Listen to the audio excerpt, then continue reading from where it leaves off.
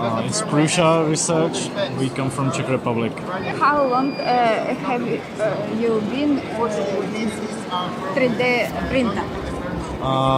Basically, the main boom was like 2-3 years back, and from that time we just keep going, and that's it. I'm up now. Owner of the company just liked the 3D printing, and he decided to make it perfect. So he keep going, improving things, and yeah, now we are one of the best. This printer functioning only with plastic.